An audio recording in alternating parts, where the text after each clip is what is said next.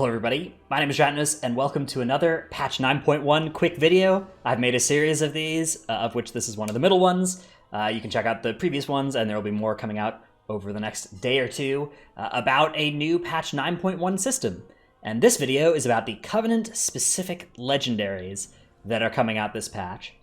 As of the time of recording this, we know maybe 20% of these Legendaries, but I will link to this article, which presumably will stay updated on Wowhead of the different Covenant-specific Legendaries that we've learned about so far. So basically, this is a new Legendary power that each class Covenant combo will get access to that will empower that class Covenant ability. So for instance, Kyrian Death Knights are going to get something that empowers their Shackle the Unworthy ability, which makes it so that when it spreads, you gain a rune and your damage is increased by 2%, stacking up to 10% for 10 seconds. So this is a moderately powerful cleave legendary for, I mean, it's kind of an awkward legendary for a kind of awkward ability. Doesn't have much utility in single target. And there are a lot of these legendary powers that we've seen so far that have that kind of characteristic. So for instance, like the Druid, or not the Druid, sorry, the Mage one, for instance, the Harmonic Echo here, damage dealt to enemies affected by Radiant Spark. Echoes to 4 nearby enemies for 25% of the damage dealt. Very powerful, obviously, on a 5-target situation under the stars aligning. But like that Blood Death Knight one, or like that Kyrian Death Knight one we looked at, not something that has like any utility at all on single target. So there are some legendaries that seem to fall into that category. Some seem to be just kind of bangers, some really powerful legendary effects here. Necrolord and Venthyr Warrior ones, for instance, jump out as potentially being very strong. The Necrolord Warrior one says, your Conqueror's Banner affects one additional ally, and every 10 or 20 rage you spend, while it's active, increases the duration of it by 0.5 seconds. Only on you. It only increases the duration on you, not on your allies. But for Prot Warrior, this means that you could get your Conqueror's Banner over a minute with good play. So I mean, that's a substantial amount of time to be vibing out with 400 extra mastery, 30% increased move speed, and not being slowable.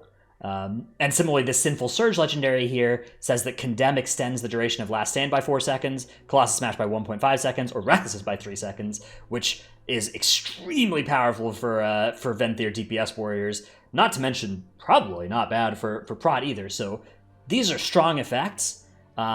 It remains to be seen exactly how these will function with the other legendaries. A lot of people have come into my chat and speculated that you will wear this in addition to your other legendary. My guess is that won't be the case. My guess is that this is an either-or situation. You can, like, this is a new option for you, is to craft a Covenant-specific legendary and wear it instead of the other one, but this is unconfirmed. I think at this time, how exactly it's going to eventually work out. That's my guess, though, and my guess is that for a lot of specs, these aren't going to beat the, default ones, but there's a lot of unknowns on this list. There's a lot of things that they could make and that could come out that would be potentially very powerful. So it's going to be interesting to see exactly how that works out. I am a little bit interested to see, if something comes out that makes, like, some weird Covenant good for a class or spec, right? Like, say Fae Paladin Legendary or Necrolord Paladin Legendary is just, like, busted good and switches those and presents a huge incentive to swap Covenants there. I wonder whether or not that'll happen, and if it does, whether it'll cause outcry, because I bet that there...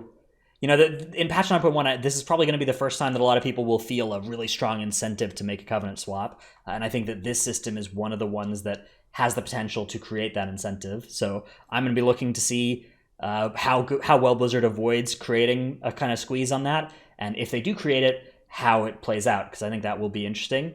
I think that this is cool, though. I think that it's cool to have legendary effects that enhance and change the abilities. There's a really cool one, for instance, for Druid.